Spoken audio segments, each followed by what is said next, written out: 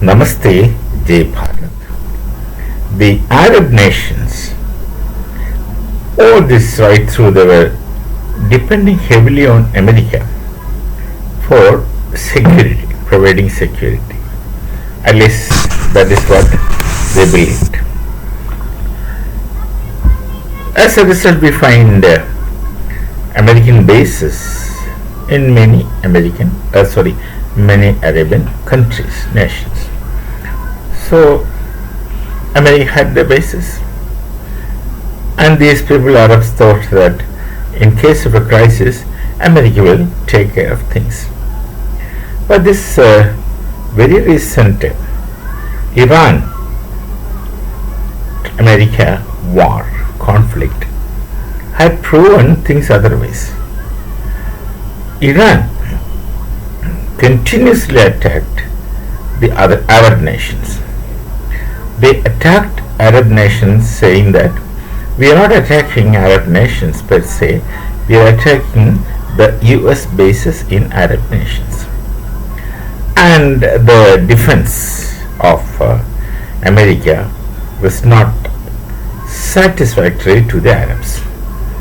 They endured or are still enduring the bitterness of a conflict, war, whatever. So, in the meantime, during the war only, Saudi Arabia tried to make an understanding with Pakistan, some kind of defense understanding, which implies if any one nation is attacked, it will be considered as attack on both the nations. But then that did not work out very well, because Pakistan had to have a conflict with Bharat, and Saudi wouldn't be that enthusiastic in fighting Bharat for various reasons, other relations apart from trade relations.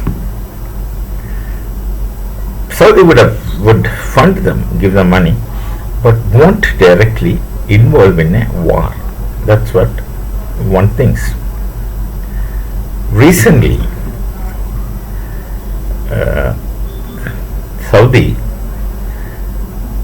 Pakistan and Turkey, it's better to call them Turkey, they have reached a kind of defense agreement. Pakistan and Saudi already had this agreement, but with Turkey recently, yesterday, day before yesterday, so they signed an agreement. Same situation. If one country is attacked, it will be considered as attack of other countries, other two countries. It's something like the NATO business. If one NATO member is attacked, all other NATO members would attack the attacker. This is a situation in principle. If you look back, Operation Sindoor, when Pakistan and Bharat had a conflict for a few days, Saudi did not explicitly intervene. But Turkey, though they did not have an agreement explicitly with Pakistan, did intervene. They sent their drones, their engineers, their soldiers, all to Pakistan. So they actually, though they did not directly attack Bharat, they helped Pakistan attack Bharat.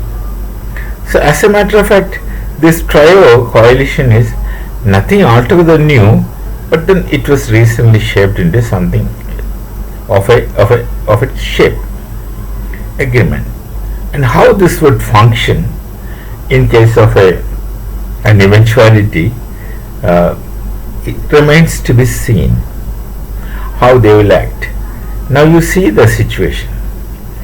Turkey makes their weapons, own weapons, and a tie-up with Saudi would support them financially. And Turkey also wants to sell their weapons.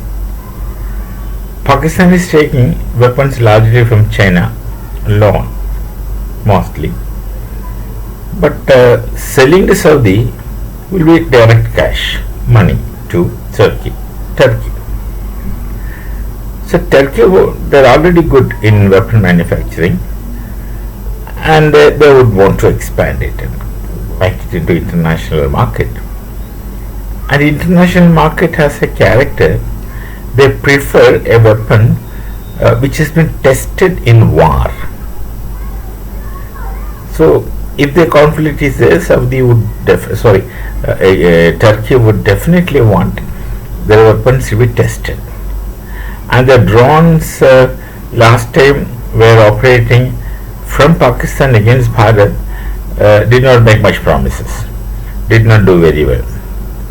It is either because of the shortcomings of the weapons or because of the efficiency of Bharatiya defense. That's for you to understand. So Saudi will be a good buyer. Turkey can make more weapons. Well, that should be their interest. Now Pakistan has claims. Pakistan's claim is that they are the only Islamic country with an atom bomb, and the authenticity of their atom bomb remains to be explored. They claim that they have an atom bomb, and the point that they keep saying that we have atom bomb, we have atom bomb, we have an atomic power, atomic nation, etc., raises a lot of doubts and questions. Pakistan's character, of course, keep it aside. They are very boisterous kind of people, very loud kind of people. Normally people won't say that. And when someone keeps telling it will be read as barking dog doesn't bite, to that extent. Anyway, this is an interesting NATO kind of NATO pattern understanding, and probably they would want to term it as Islamic NATO or something. Of course, they have already termed it as Islamic coalition understanding, etc. And they also, this was done in Mecca, their holy place. So they also had their religious activities along with this. And against this, of course, it's not against this. If you speak in that terms, Bharat has understanding with Israel.